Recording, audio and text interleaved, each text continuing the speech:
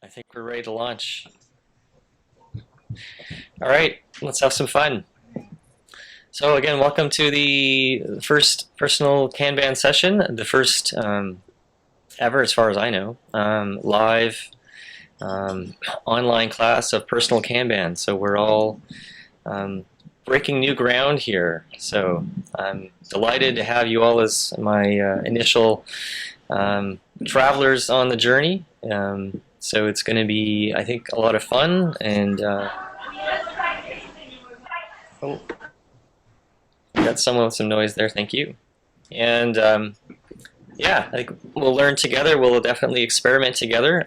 This is a format that's also new for me, and I'm really looking forward to co-learning with you what can make this as effective as possible for you to get the most out of Personal Kanban for your own journeys. So I thought we could start with, well, a couple of things. We'll just do a couple logistics here, and then we'll dive into an opening question. So the first is, for these live events, we're going to use Google Drive to use a small Kanban board and also as a way to take some notes. So if you look on the left-hand side of your screen, there's something that says Google Drive. If you just click on that, and it looks like I need to give permissions to people to access. I'll have to find a way to keep that permanent. Alright, so this might take a moment or two.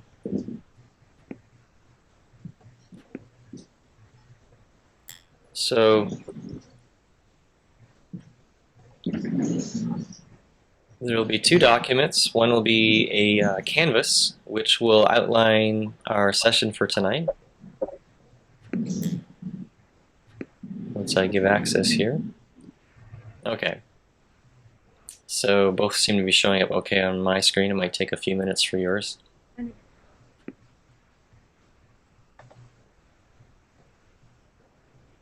So between the Google Drive and obviously our audio and video, and we've got the group chat on the right-hand side as kind of a backup if you're having some audio troubles. That'll be our playground for tonight. Okay. So is everyone seeing the canvas and the Google Doc now? Yes, I can see it. Yeah. Okay, fantastic. So I'm actually going to pull those cards across. Let's see how this works. This should be fun. So we're sort of covering off some of the basic tools here. Now, just to get started, I thought we could kind of go around and give a brief introduction and also share with everyone kind of how are you managing your professional life and your home life now? What are you using to try and keep on top of things? So kind of get to know where we are at coming into the course. So maybe we can just kind of go from left to right on the bottom here. So, would you like to lead us off, Bella? Sure. Well, to introduce myself, I work for Christopher Avery, and I kind of run things so that he can go out and do what he does best. I've been with him for about 15 months now.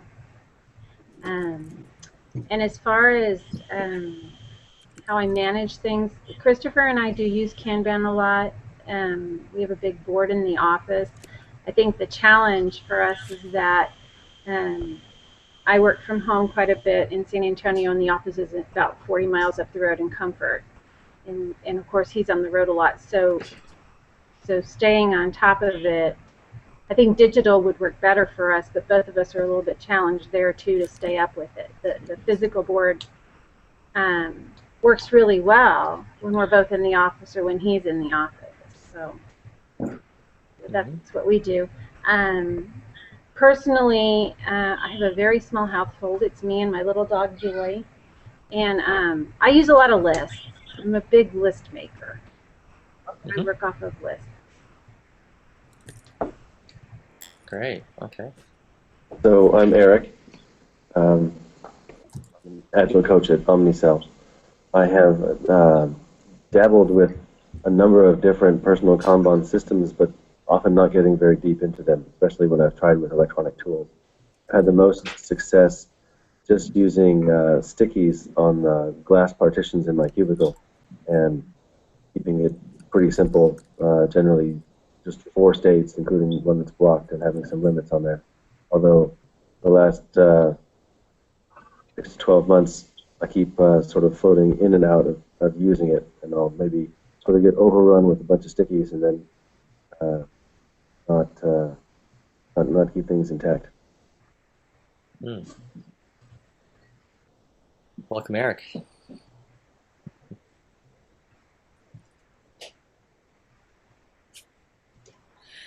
Well, I could say a little bit about myself. So I'm up in Sault Ste. Marie, Ontario, the only Canadian on this call. So I live just north of Michigan, and so I've been using Personal Kanban for a couple of years now. Before that, it was a variety of different things. I've used GTD in the past and other approaches, and I'm now, as you can probably imagine, pretty deep into it. Though, like everybody, we have our, we're not robots, so there are lots of times where I kind of fall away from a little bit, and that's when I notice that I really miss it. It's interesting now. I can sense the difference when I don't feel as on top of things or as aware of things. I can feel it. So that's what always draws me back in when I'm perhaps getting a little lazy. So I use it at home with the kids now and again, not all the time. My wife and I also use a board, and we have a portfolio board as well, which is a new thing. And work-wise, those are all physical, and then work-wise, I have a digital board that I've been using for a while. And I also use Kanban quite successfully for volunteer groups.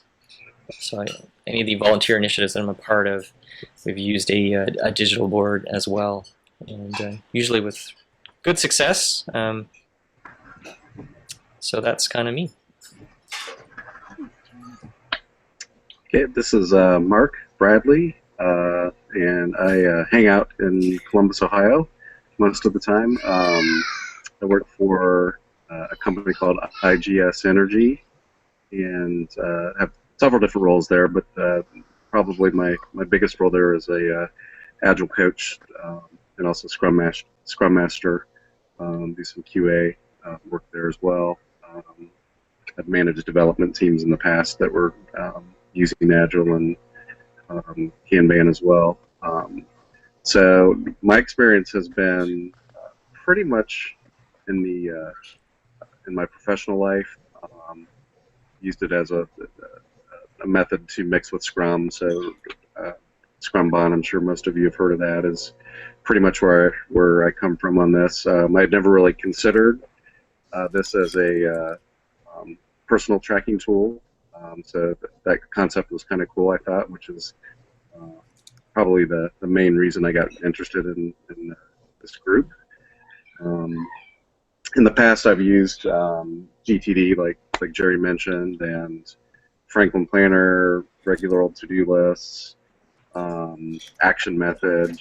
They're all just kind of lacking something that it's like I get really excited about it, and then it doesn't quite work out. So I keep doing this kind of roundabout thing, trying to find a better tool.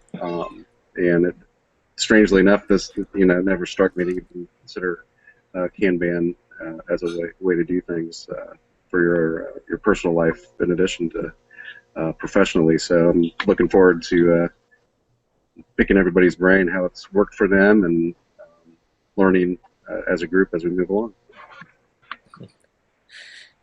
Well, we'll see if we can keep the fever going a little longer than some of the other ones. Yeah, definitely. All right, so this is the other Mark in the group, Mark Kilby, Agile coach that is often traveling and working with different clients. And when I'm working with clients, I'm typically using their Kanban board or Scrum task board. Um, tried a lot of the same systems that Mark mentioned, so I'm not trying to do completely echo your experience, but it's similar. So I've done Action Method. That didn't work at all for me. I've kind of gravitated most to GTD. So I mentioned in my post earlier, I'm stuck in Toodle-Doo. I'll put it that way. It's the least of the evils right now, but it just it still just feels cumbersome. It feels clunky some days. Yep. But right now, to use the GTD lingo, that's my trusted system. Read a little bit about, got the Personal Kanban book, started working through it, but that one just wasn't clicking for me either, and so I went back to GTD. But as I see other coaches using it, I see the blog post, and I said, okay, there must be something I'm missing. I'm willing to try it again. So I was very thrilled to see Jerry's course and to see and learn your insights and what others might have learned from that.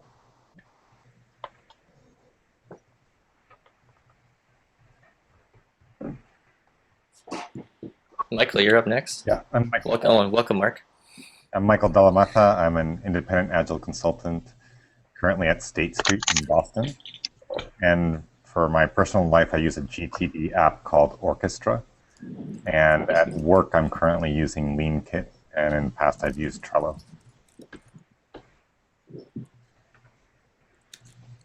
So you're in Boston. So go Leafs. Okay. Is Michael done? Yes. Thank you. Apparently I'm a big hockey fan. Good evening, everyone. This is Samir Bendre, and I'm also an Agile consultant. I mostly volunteer. I see many familiar names and coaches that I personally work with through Agile Community of Practice. So I'm the knowledge management lead on that. So hello, Bella. We have an email exchanged. Hello, Mark again. Mark Kilby on the PMI Atlanta Agile Interest Group. And Gary and I met at Scrum Alliance in 2010. He first took my picture. So I've been following your all work. I'm the silent watcher and trying to be awesome like you guys. The first words I heard of Kanban were definitely mostly through the Personal Kanban. I've been using it since last 1.5 to 2 years and want to relate it to how the experts use it, because my biggest challenge is I do practice it. I help the clients practice it. I help my wife get over some of the biggest challenges. But when it comes to me, myself, I get overwhelmed because all these things that are there, they're always in my head. So managing volunteer groups, their work, all those tasks, they just get stuck in my head. So, yep. I'm Yes. here to learn. Physician, heal thyself. Mm-hmm. I think we can all relate. Thank you for your openness, Samir, on that. We're all going to get a chance to learn more about what we all struggle with at times over the next few weeks, and how we can strive beyond them. So thank you. Thank you. So as you can see, there's a strong Agile flavor across the group, and so the one nice thing about that is we all have a similar lingo. Bella's been getting a good crash course working with Christopher, so we'll be able to share from common experiences, I think. So I'm going to go back to our session canvas here, and just kind of continue on the thread that we were talking about right now in the what's in it for me, because I thought we could delve a little bit more deeply into some of the things that people have posted and shared about, and just learn a little bit more about, really what we're finding some challenges with, and perhaps some people have some questions about that. So in the Google Doc, I'm getting some echo.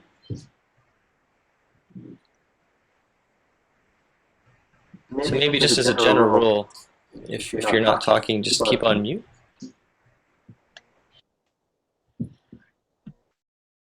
There we go. Okay. So I posted in the Google Doc the what's in it for me that people had posted in the Google Plus community, just as a reminder.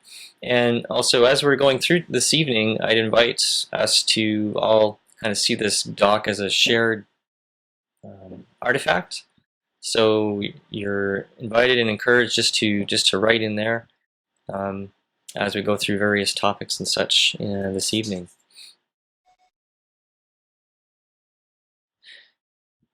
So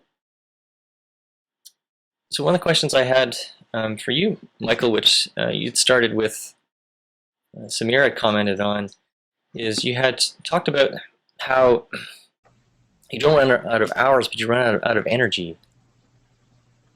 And I was curious to know a little bit more about that. So I guess I'd appreciate, is just a story enough? Is that? Sure. Okay, so so a typical story is I wake up on, say, a Saturday, and I have like some big thing I want to do, and then I have like these little ankle biters, like go to the grocery store, go to gym, etc. And I say, oh, let me just get these little ankle biters out of the way, and then I'll focus on the big project. And then by the time the big project comes around, I'm tired and I don't feel like doing the big project. Or if I do it, it's like it doesn't feel good to do it. Mm. And Mm-hmm. And then I'll note that there's like an obvious thing, which is, well, Michael, why don't you just prioritize? Why don't you just do the ankle biters first after? And the problem is that the ankle biters are like required, or I view them as required. They're like things like, clean the house, take out the trash, etc. So that's a story. Yeah, I think we can all relate to that. Yeah, there's a couple of things at play there. One is we tend to sometimes want to do the smaller things because it gives us that sense of accomplishment too. It's part of it's getting it done, but part of it is just that sense of getting it done, right? A lot of times, the bigger things that are important sometimes seem so big that they're hard to get started on, and so we kind of delay them, or we don't know kind of where to begin, or we just want to clear everything out, like you said, and then we don't have the time or the energy to work on them.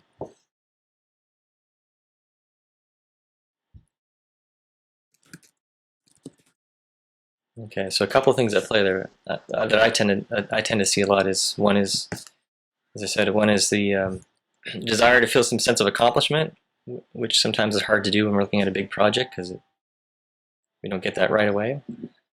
And and I guess the other is paying attention to where our energies are, what times of the day perhaps, or looking for patterns as to when is a good time to tackle something that takes more energy. Any thoughts on that, Michael? Yeah, I guess. So I guess my main thought is that I get out of whack. So I get tired, and then sort of not getting untired or getting rested is difficult. So my main thought is, if I could just avoid getting tired in the first place, that would be ideal. Hey, Michael, Gary, this is Samir. Hearing the story definitely a few days ago, and it definitely resonates with me. Sometimes it's not that I have the energy all the time, as I said to you, but Point one that I've recently observed. Um, do you use personal Kanban just for yourself or as a family? So I don't use personal Kanban for myself at all. I use GTD. Okay, so probably what is happening is there are things, as we've seen in some of the videos that Gary showed, there are some tasks that might be worth outsourcing. We are working on that. So one of the challenges that Meghna and I have discussed recently is our time invested in doing things like we do, which is interacting with agile coaches, doing my PMI agile volunteering, um, doing music, playing my guitar would be more interesting as compared to trying to clean the house. It's a necessary evil, but would it be worth better, just paying a few extra dollars and getting it done from somebody else? So I just want to make sure I understand. So by outsourcing, you mean paying someone else to do some of these chores? Yes. Okay. And so some of the errands that we don't have kids, so I'm not sure if there's anybody else. So asking for help with the group. Pat Reed, she's the council lead on PMI Agile Community of Practice, taught me a good lesson. Ask for help, because all the time I was doing most of the stuff on the Agile Community of Practice. When I asked for help, I was amazed how much people could take off your plate as volunteers and at home. So I have a better, next time I have to do a task, I ask myself, can I get help on this? And I ask for help. Right, that's a great point, Samir. One of the things about that I've come to appreciate about Personal Kanban is, to me, there's sort of two sides to it. There's the side of doing, of getting the things done, which all these different systems have in common. It's a lot about execution. But the thing that I find most profound, and perhaps is the biggest opportunity with Personal Kanban, is to learn more about ourselves, right? To discover what's important to us, to discover the narrative of our work. There's a story that's hidden in the day-to-day stuff that we do when we can't see the picture together, when we can't see the work flowing in a way that's visual. And so that's what's really, I think, is one key differentiator with Personal Kanban, is it helps us to see what's really going on. And as you have questions, so for example, like, I'm running out of energy. Why is that? I don't like this. I'm not getting to the things that I want to do. We can, just like with a team that wants to improve, we can use a visual system to help us see things that give us answers to those questions, right? To collect the data that's relevant to the things that I care most about. So, other examples, I can pull a lot from my own life. So, for example, one of the things that it actually kind of relates a bit to what you're saying, Samir, is, in our own lives, we're trying to find some extra time in our busy days. So we have 3 kids, a very busy life at home, and finding that, the amount of time it takes to do everything related to food, what are we going to eat, plan the meals, buy the food, prepare the meals, do the cleanup, just not leaving a lot of time for other things. And so, or at least that our hypothesis was, we're not finding the things we want to do. Could we perhaps discover better ways to manage our food tasks? And so we started gathering data for a week to just see, okay, so what meals are we doing? How long is it taking? What ingredients are we using? That sort of thing. And then week by week started to sort of come up with more of a better flow, if you will, so that there's less energy and time being taken to those particular things, which would then create opportunity to do more of the things that we want to do. So, I mean, that's just one example. But the thing is, as you start to go into personal Kanban on this journey together, it's really helpful to think about why you want to do this, or at least right now, what's most important for you. And because you can set up your system directly to help you try to get answers to those questions.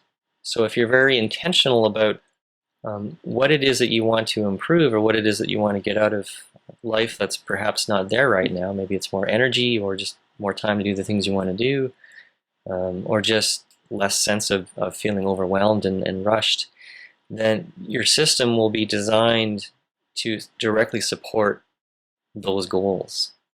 And as you achieve those goals, then your Kanban systems will change, because then you'll have other things that you want to address, or other things you want to improve, or just other things you want to go after. And so information that was useful before isn't anymore, and now you need to show something else. So a healthy system will change over time as you grow, because it's really a reflection of who you are.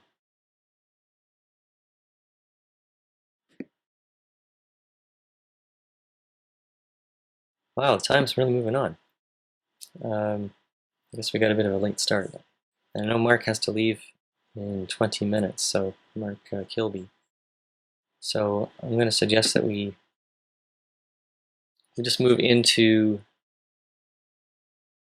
the next part here, which could be a continuation of what we're doing now. But what I wanted to do really was just start with a lean coffee tonight, and then kind of do some feedback and wrap up. And oh, I see people have already started to gravitate to that. Excellent. So on the canvas there, you'll see a very basic lean coffee board. And who here is familiar with lean coffee? Just raise a hand if you are. Okay, so we've got maybe half the group. So this is a chance to taste personal Kanban in a meeting. So lean coffee uses personal Kanban. And so right now I'm going to move lean coffee into discussing, because that's where we are. So on the left-hand side there, you'll see there are some yellow Post-its, if you will. And so those are potential topics that we could talk about tonight. And in particular, I'm looking to, in the short time that we have, focus on the ones that are just kind of help us to get started or become more aware of personal Kanban. We'll get a chance to delve into more specifics a bit later. So in the 20 to 30 minutes that we have right now, let's come up with one or two topics that you think you'd like to discuss with the group, and then we'll have a chance to introduce what those topics are and vote on them, so that we can talk about the things that people are most interested in talking about. So I'll just give you a couple minutes now to jot in a topic if you see one that's not there.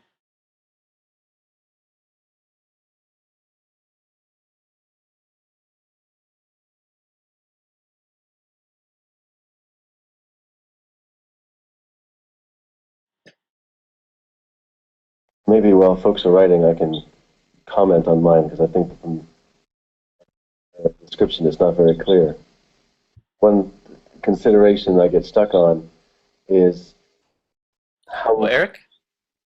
We'll give everyone a chance to introduce their topics in just a moment, sure.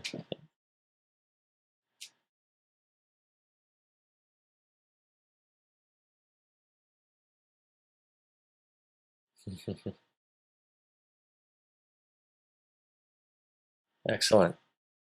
Well, it didn't take long. I see we're going to have a good engaged group.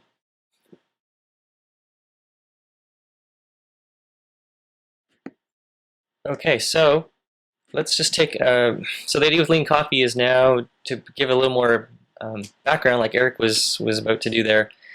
Just give like a 1 or 2 sentence kind of description of your Post-its. Maybe we'll go from the top down just to make it easy. And then we'll have a chance to put some votes on those to see which ones will fit in for this evening, and which ones we might save for next week. So the first one I threw in there, digital or physical, that comes out of the lessons that you've already read. You need to decide what kind of system you're going to use before our session on Monday coming up.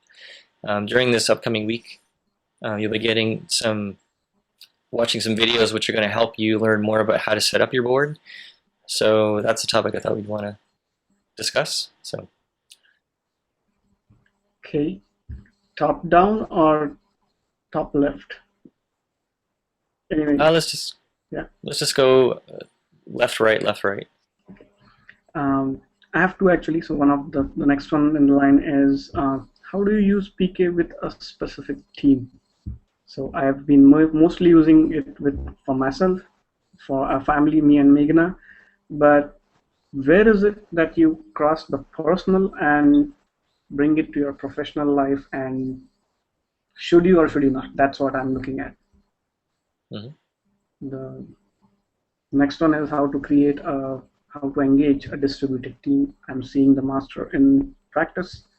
How do we do that in the rest of my other virtual volunteers? Okay.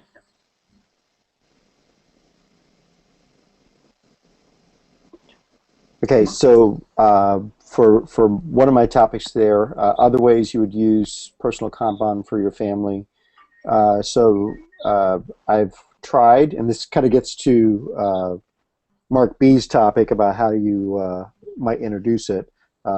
My way didn't work, so we can talk about that. So curious to hear how Jerry and maybe how others have introduced it to family members. But just curious, because as Jerry has been sharing examples tonight, I've heard you say, Jerry, well, we did this for a week, we did that for a week. So that was something that had not occurred to me, as maybe using it on a temporary basis. So, so I'd be curious if there's other lessons learned from a family application, personal as well. But that there's that side thread for me around family. Mm-hmm. So for mine, about drawing boundaries, I feel like PK is a good tool for transparency. I also feel like it ought to be used holistically rather than divide my work stuff and my home stuff. I'd like to be able to do it all in one place. Yep. I'd also like to be able to be sharing it with my coworkers so they can get visibility into what I'm doing and potentially even add things. But I don't really want to expose some of the things from home at work, vice versa. Exactly. So figuring out how to draw those boundaries, or how to keep it in one system but divide the system visually. Mm-hmm. Good topic.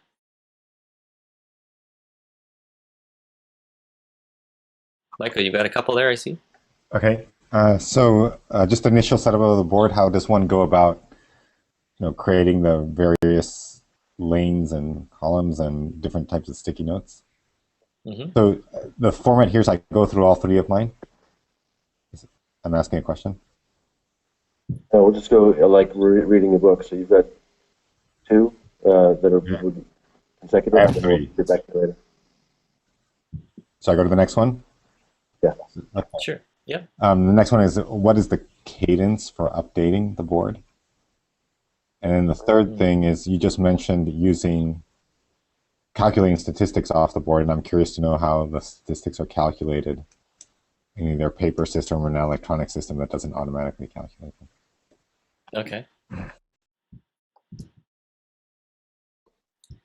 So this is Mark. So my second topic is chores versus projects. So one of the things I found somewhat puzzling about personal Kanban is how do you deal with repeating tasks?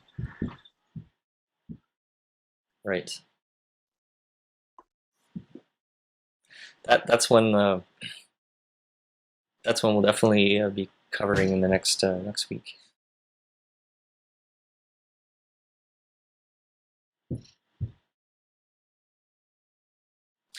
Okay, so I think that covers everything. Is it? I think Mark, Bradley, yours is pretty similar to Mark Kilby's Exactly. earlier, right? Yep. Yeah. Yep. Okay. All right. So let's see how well digital virtual dot voting goes. On the far right, you'll see there are different groups of dots. So maybe if we look if you look at your position on the bottom of the screen, use that as to figure out which row of dots is yours, and drag them onto whichever topics you want to talk about most. You can put one on 2 different topics. You can put 2 dots on one topic, and we'll magically see those dots roam across the board. This should be fun.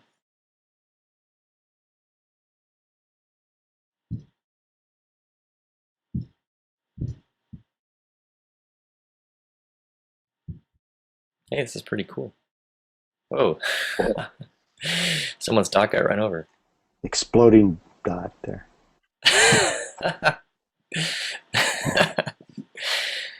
The things you can't do with plain old markers.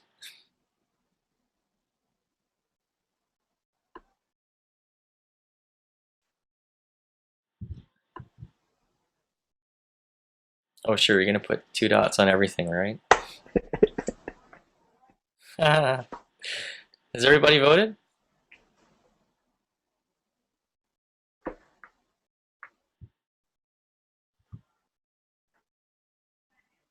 Okay, well, Yeah, that was not an intent to make my second dot count for 3, by the way. Somehow I elongated it into an oval. all right. So,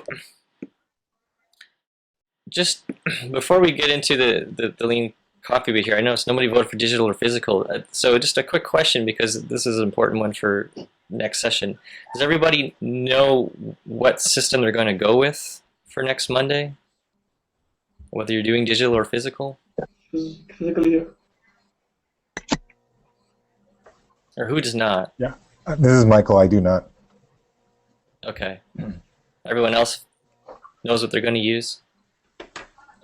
One question, Okay. Gary, I had was, will we be sharing that with the team here? So means if I'm doing physical, I would have to take pictures, right? Yes, that's fine. Okay, so Michael, I can follow up with you after the session, since everyone else seems to know what they want to do. Okay, so interesting. So the first topic picked was how would you use personal Kanban with the team? Okay. So can I get a volunteer to... Actually, you know what, Mark? You're leaving, and I want to be a little kind to Mark Kilby here. Why don't we pick your topic, because it has 2 dots. We'll do that one first, Sure. since you have to go a bit earlier. Okay, sure. And while we're at it, I was curious, just in the wanting to make this work as best for everyone. Is it possible for everyone to start a little bit earlier than what we're starting tonight, which would give Mark a bit more wiggle room? Yeah, because I just FYI, I have a standing team meeting at 9 p.m. Eastern time. So yeah, it's kind of hard for me to go past 9 on a regular basis. I can probably Yeah. do that, but it's hard to commit to starting before 5 p.m. because work things might get scheduled. Mm. Mm-hmm. 7:30 should be okay with me. At the mercy of Atlanta traffic, but should not be a problem. I mean, I can start a little early, not exactly 7:30. We start at 8, so we can start a little later. Yes. Mm-hmm. So Jerry, let me ask a quick question. Are you recording each session? I am, yes. So I'm okay with staying with this time and just kind of catching the last half hour later on. If this time slot works for everyone else, I'm okay with that. Mm-hmm. I'd rather try and do it earlier to give Mark the live time, because we'll get more value out of having him here live. Okay.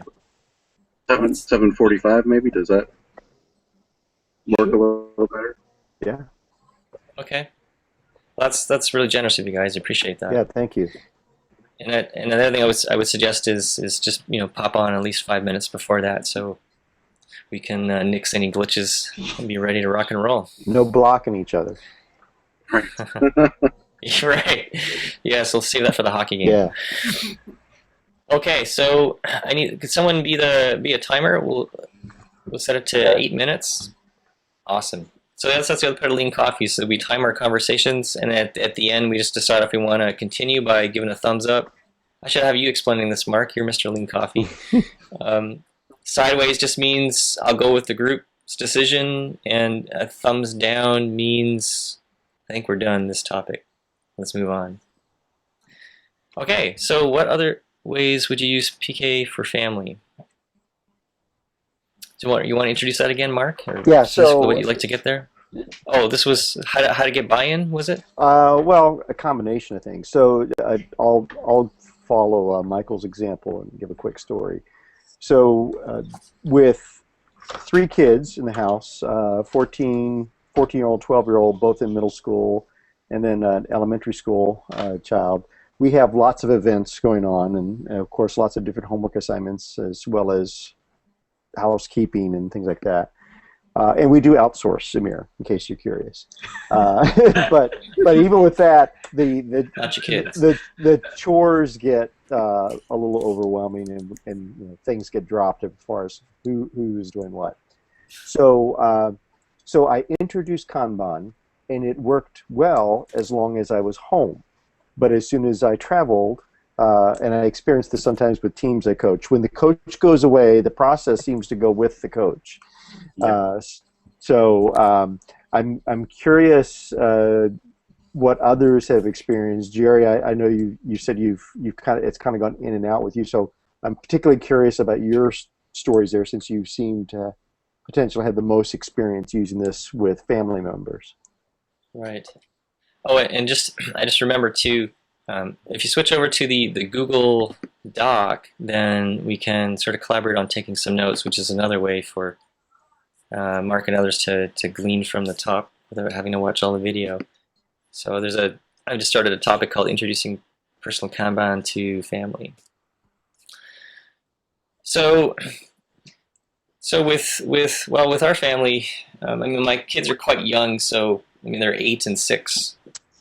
So we're not using it a lot with them, though we have it at different times. My wife, so in that case, it's really my wife and the kids using it together. She has found. So we've tried a number of different experiments. Right now we have a kid board just for them. We have 3 kids. They each have their own swim lane, if you will. And at different times, she will use that to help them become aware of, you know, what needs to be done. And but it usually requires a lot of her reminding and showing them and that kind of thing. Though my older daughter's a little bit better that way. Certainly, when I first introduced Personal Kanban, let's start there. I didn't say, "Hey, I've got this cool tool. You know, let's use this Personal Kanban thing because you're just going to love it." I don't think that would have gone very far. That doesn't work.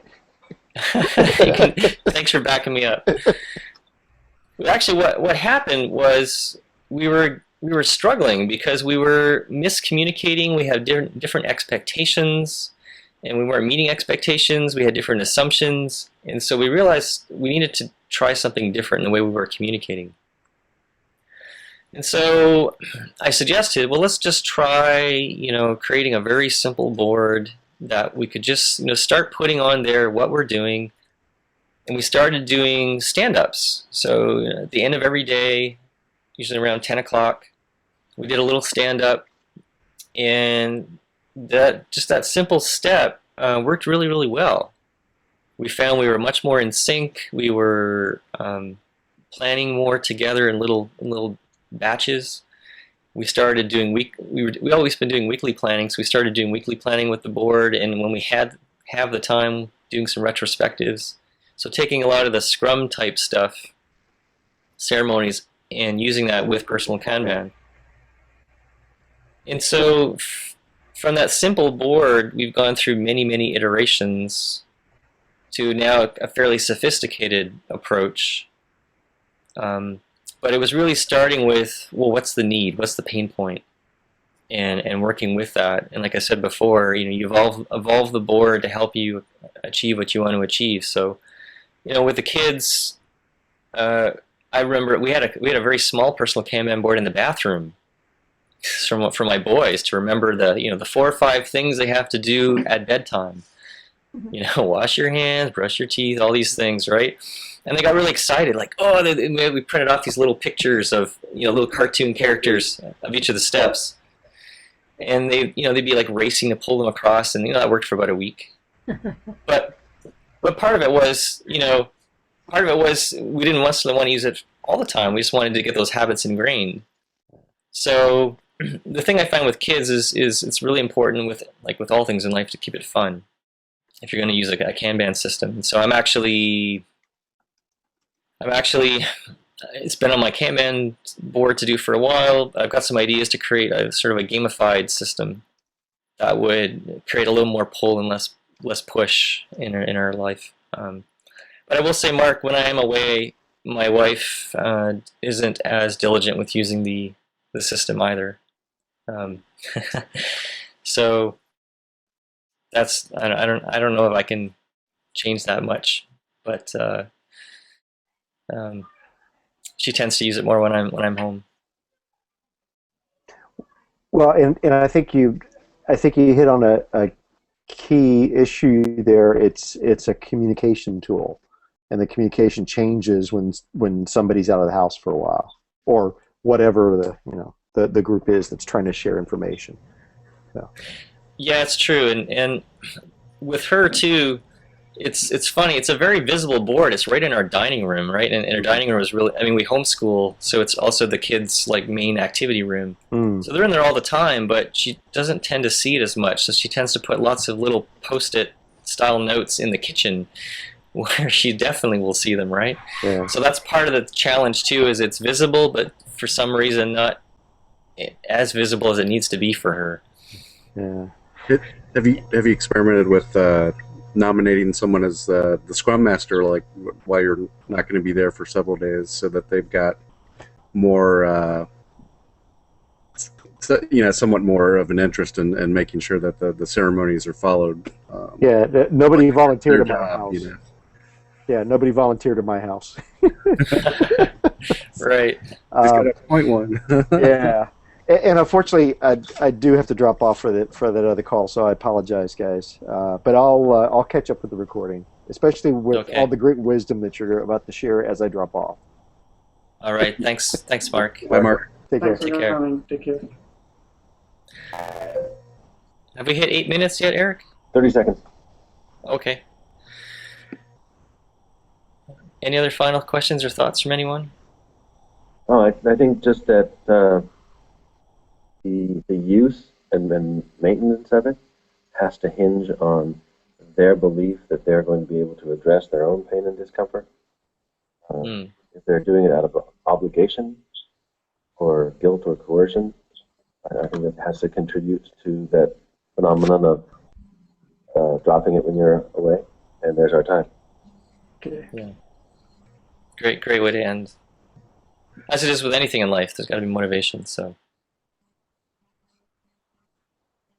Okay, thumbs down. Okay, so what do we got next? Back to our board here. Oh. So, somebody want to move the next topic in? I'll move the old topic out. Do.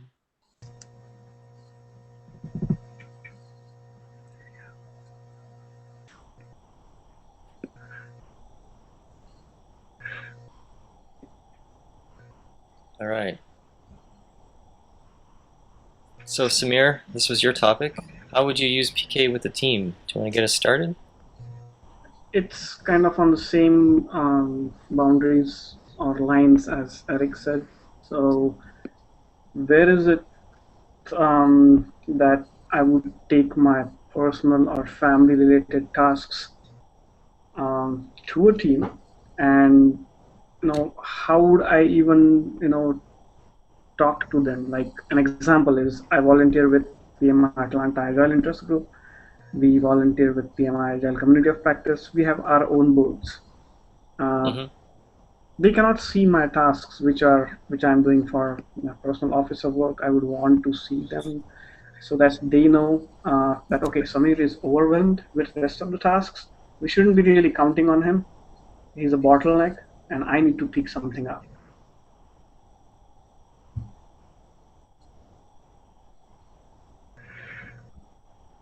Does that give you clarity? Well, it How sounds do like I- you're talking about using a Kanban system for a team, but not necessarily using personal Kanban by each individual member of the team. How would well? Can you help me understand the difference between that, Eric? Sure, I heard you talking about visibility of a bottleneck within the group. And that's something I would expect to be able to get if the group is sharing a Kanban system. You Okay. can see where everyone's work is relating. I would understand that to be separate or different from perhaps an effort to encourage personal Kanban use by individual members of the team. Okay, so let me rephrase my question. Probably, so let's say you and I, we both are working. We are on a team. Okay. Right now, whatever your work-related items are, I cannot see them. If this is our Kanban board, I cannot see them here and tell that okay, probably Eric has to go on a 9 o'clock call or has his plate full with not only this but Agile 2013 proposal work. And if I Right. have to take a lead on this issue that Gary wants some help, I would be better suited. So that context is missing. Mm-hmm. Right. Yeah. Okay. I understand where you're coming from now.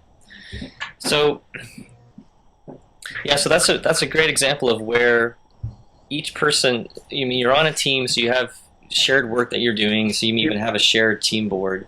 Yep. But so that's managing the flow at the team level. Mm-hmm. But we also have our own lives and the stuff that we have to do, even in the workplace, that's not even team related necessarily. That's right. And so both for our personal selves and also for others to see, that's where having a personal board in addition to a team board can be really helpful. There's actually a slide. I don't know. It's not in the slides that are online right now. But a colleague of mine, Alex Zeglov, he and I have done some presentations together, and he's used a slide where he had someone was showing the stories that they were working on for a team on the personal board, and they were also showing all of the non-teamwork that they were doing on their board, and it was just inundated with non-teamwork. Like it was so apparent when you looked at this system, why that person wasn't able to do much on the team. So having that personal view helps not only to manage your own life, but it helps others to see the reality of what's going on in your world. I could imagine that being really helpful for certain team members who are always being the shoulder tap. Yeah, it happens. Lots of interruptions. Reflect back to their manager, hey, you keep on adding things to their responsibility. This is what's impacting the group's capacity. I'm just trying to take some notes as we go here. Invite you guys to do the same if you'd like. So is there anything else on that you wanted to know, Samir, or others? I think it kind of answers that we should be, clear with even our teams. Maybe not completely visual, but at least being honest that these are the other commitments that you are doing. Verbally, at least telling that what you are overwhelmed with or managing, that's how it will go. And for your own personal time boxing and using personal Kanban, you can limit and use Pomodoro tech. That's what I'm going to try now, mainly better. Well, I think in particular, what's extremely helpful in having personal Kanban at work is you get people come to you all the time and say, well, can you just do this little task, right? Or this little job, or can you fit this in somewhere? Yeah. and but they have no clue of your reality. You can say you're busy, you can say you've got lots going on, but there's no shared understanding. There's no way to see the context of this request in comparison to other things that you're trying to get done. So one of the big wins of having a visual personal system is when somebody comes and says, well, can you do X, Y, Z? Well, you can have that person help you prioritize that, or just look at the board to say, hey, I've got all these important things here. I just don't think I can deliver this to you when you want it done. And they can, and it's not just someone trying to be brushed off. I mean, you've got the real evidence to show people. So it really does create a lot of awareness and understanding so that you can have these kind of prioritization discussions if you find, you're someone who's constantly being asked to do things, right? I do understand one of my challenges for the people that I work with, they're not seeing they're not accepting it. It's like their mentality, when I give you something, you do something. That's like being the boss. Just make it magically happen. That's right. Yes. And that's why, rush hour traffic works so well.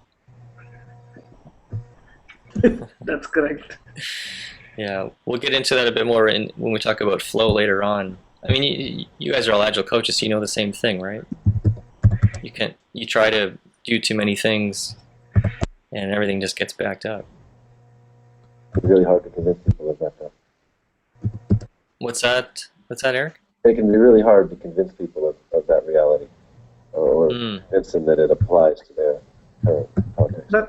That's my point. I don't want to convince anybody. I just want them to, realize it. That's where I want to go. Because as a Scrum Master with the servant leader mentality, we are not there to convince people. We are there to show them the right thing.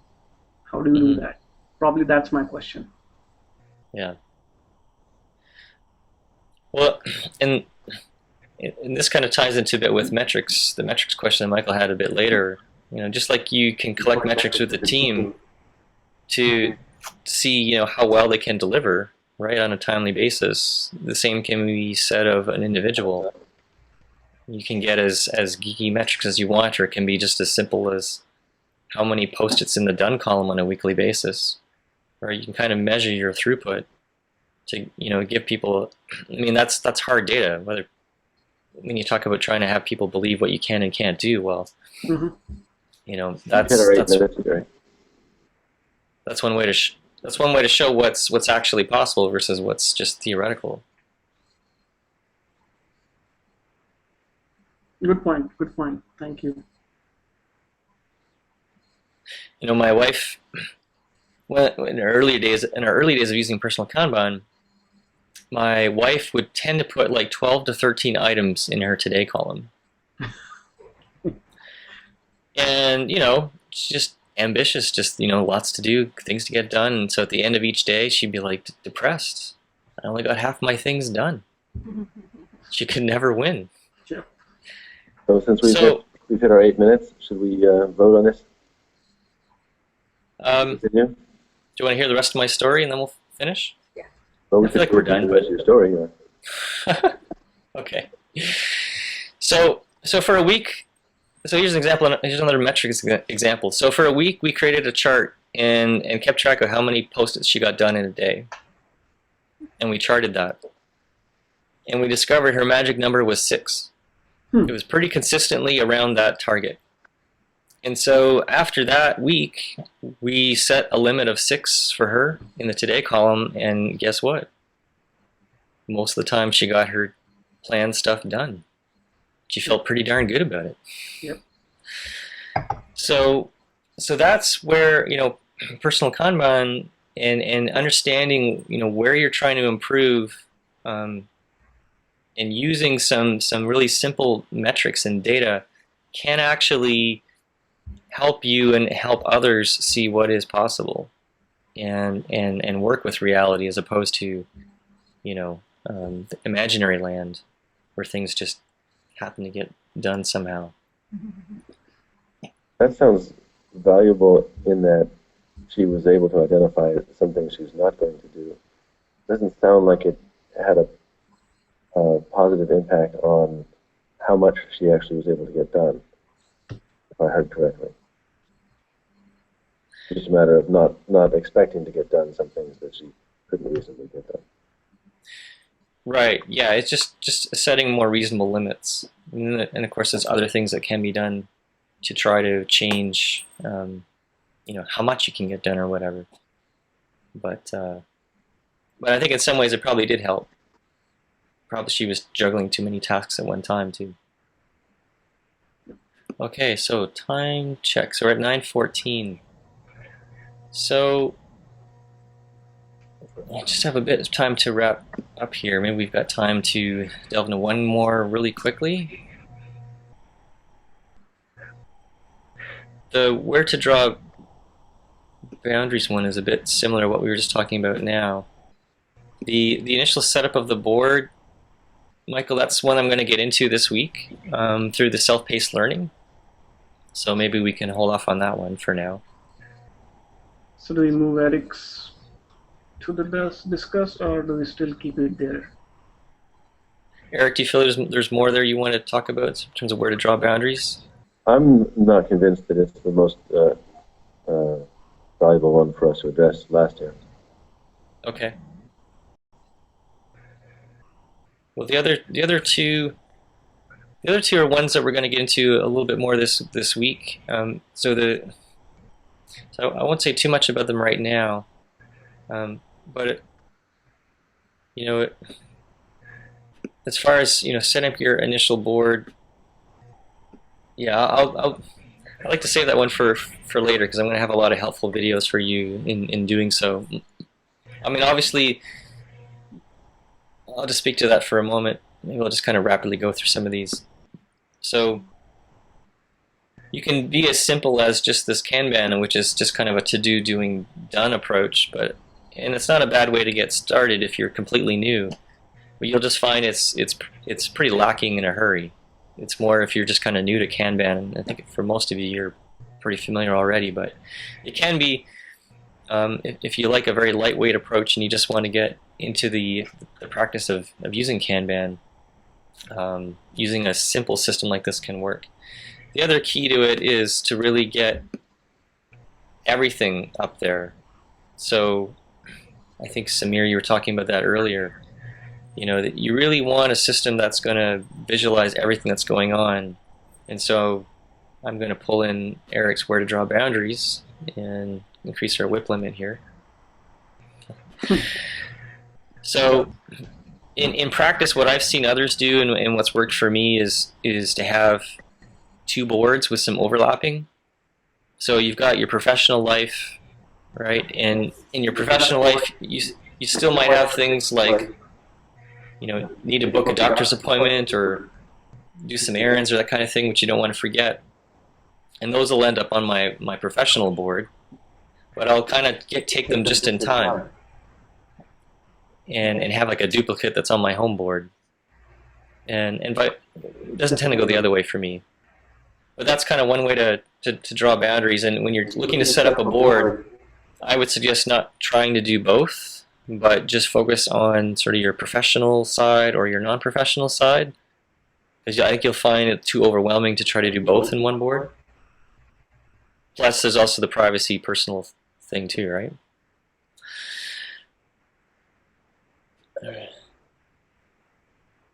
So the last question, or one that got votes, was around cadence.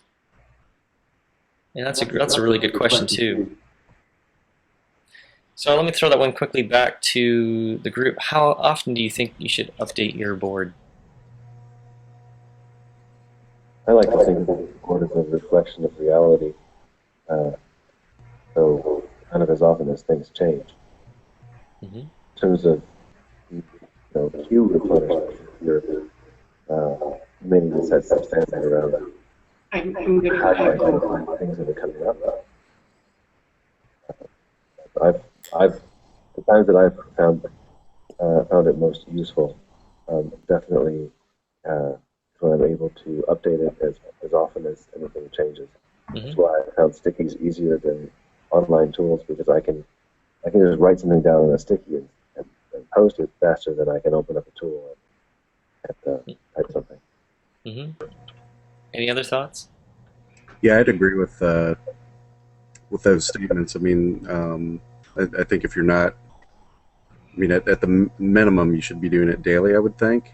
But even more so if you're doing it as things move from lane to lane, you're getting that quick feedback as to where all of your tasks are and what's next, especially when you're completing an item, because maybe something else has come in that's been reprioritized in your stack, and without checking that pretty regularly, you're gonna get lost, I think, pretty quickly.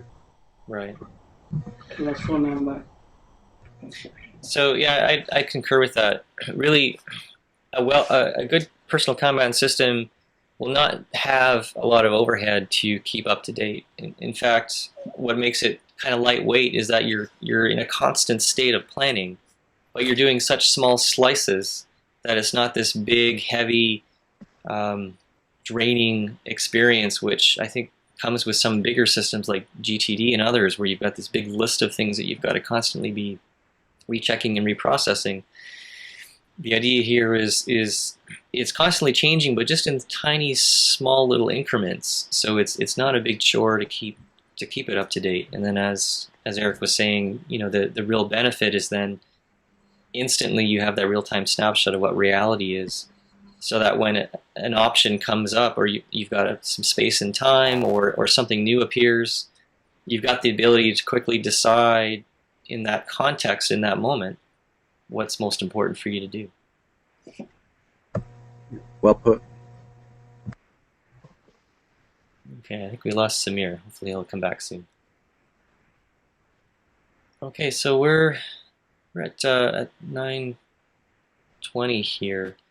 Any other real burning questions we want to tackle before we kind of wrap up and talk about next steps?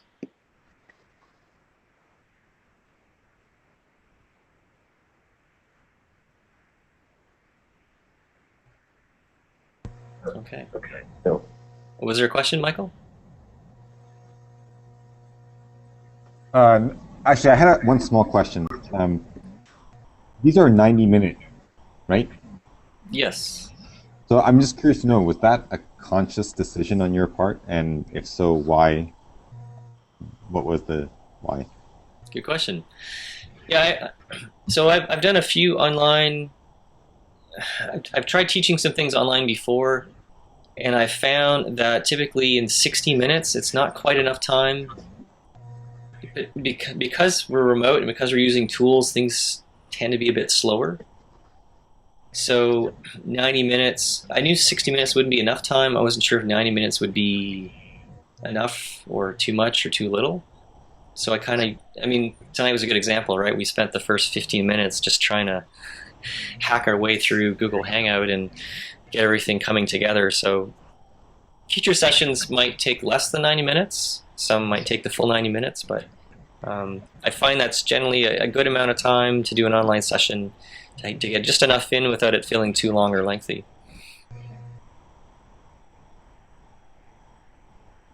Either that or I just made that up.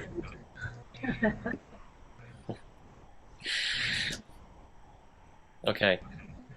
So that's part of the experiment, is that was my hypothesis, and for tonight, seems like 90 minutes has been a pretty good amount, though now's your chance to provide some feedback. So going back to the Google Doc, if you scroll down to the bottom, so here's my experiment with using a feedback tool. There's two sections there. There's one on self-paced learning, and there's one on the live session. So what I'd like to know, because I'm going to take the feedback each week and hopefully make things continually better as we go, is if you could play what's called the perfection game. So if you're not familiar with the perfection game, what I'm asking you to do is to score the self-paced learning, the live session out of 10, where 10 is like as good as it could possibly get, to share what you liked about it in particular, like what are one or two key, what the best things that you liked about it, and then what would it take to make it a 10, and put in your suggestions there. So what's kind of different about the perfection game is the score is based on how good your idea is. So if you have an idea and you think it would make it twice as good as it is right now, then you're going to score it 5. Right? If your idea is going to make it just marginally better, then in your mind the self-paced learning is maybe an 8 or a 7. Is that clear enough? No. You're saying that the score we would give it is judgment of the quality of our idea for improvement? So just think about what you liked about the self-paced learning, for example, and what it would take to make it a perfect score.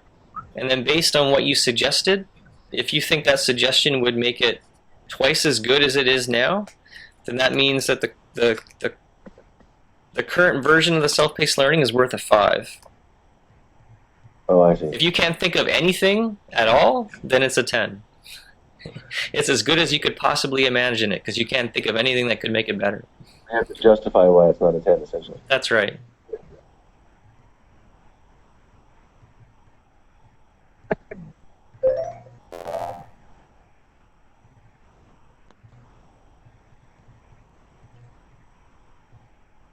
So once you've done the self-paced learning, just go ahead and do the live session part as well, please.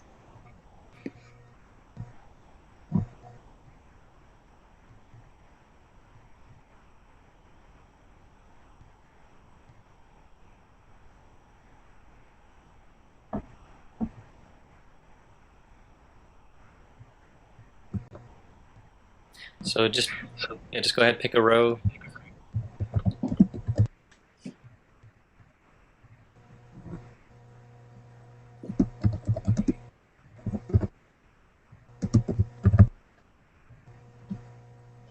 Like when I'm sharing a row.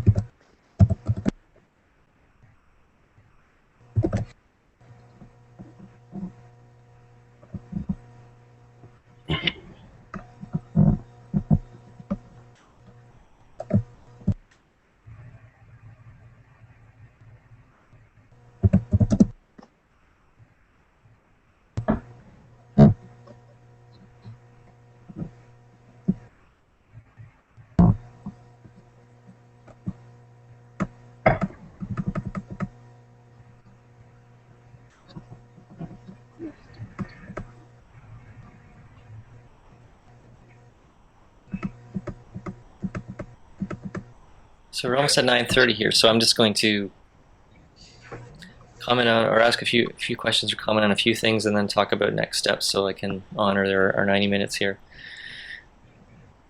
Okay, so so Mark, I appreciate your comment about some more depth. Perhaps in the if you could list some of that either in the Google community or in the doc later, that'd be great. Love to hear what depth in particular you're interested in. Improved audio and video, that is coming. I've actually lined that up tomorrow. I've got some professional high definition camera and a green screen and all that cool stuff. So I'm expecting better things round number 2. Udemy, okay. Well, we can look into that. Glad you found the sample boards. Everyone seemed to really like those. That's great. I see everyone loved the discussion tonight. Fantastic. Yeah, I certainly loved it too. It was really good. Main issues were around the technology, which I'm not surprised. It's always the case, especially the first time. One thing you might not have realized is I actually went from 4 sessions to 5, recognizing that probably we would need a bit of a kind of a startup session. So as an added bonus, say it's kind of an added bonus from the original plan, figuring we would need a bit of time to get everything working. So, but some good suggestions there. Michael, are you able to? Samir, are you able to do webcams or? Yeah, actually, that was my technical problem. I have a laptop which was recently revived. I'm still bringing it up to things. So today I installed the webcam software. Should be available next meeting or tomorrow. I did a reboot. I was a little late. Sorry. Okay. So Michael, if you're able, we'd love to see you as well. It just adds a bit to the dynamism of the group. See your wonderful smiling face, which I think I last saw close to around this time last year when we went to a playoff game together, which was a real treat. Okay, so just to talk about next steps then, so I'm actually tomorrow going to be recording the majority of the sessions for the upcoming week. And they're all going to be around visualization. So we're going to start or continue, if you've been using Personal Kanban already, to look at a lot more in-depth around visualizing your work, why it helps, and what it addresses, and some of the common patterns that I see as good ways to get started with Personal Kanban. So my goal is by the end of next Monday night, you will have your first or your next iteration of Personal Kanban up and running. So we will be doing some hands-on design probably in our session next week, in addition to some check-in and lean coffee. So Okay. That's what you have in store. One quick question. Yes, Samir. 27th is going to be a long weekend in US. Yes, thank you. I had that as something to ask about. Yep. Yes, so Memorial Day weekend, we are scheduled right now to be on that Monday night. Would you like to keep that or push things back a week? Anyone have a proposal? I'll be in Yosemite that evening, so I would request if we can, but if not, that's fine. I'll be out of town that weekend too. Okay. So it sounds like we'll take a holiday that week. Okay. More chance to work on your Personal Kanban goodness. Yeah, that works. That would be Okay. Cool. Yep. Awesome. So one final thing too. In the community group, then let me know what tool or system you're planning to use to help me get ready for next Monday. Great. Awesome. Yeah. Right. Okay, well, this has been a great start, and I'm looking forward to the rest of the journey with you guys. Good to meet you all. Thanks, Jerry, and Thank thanks you so everybody much. else.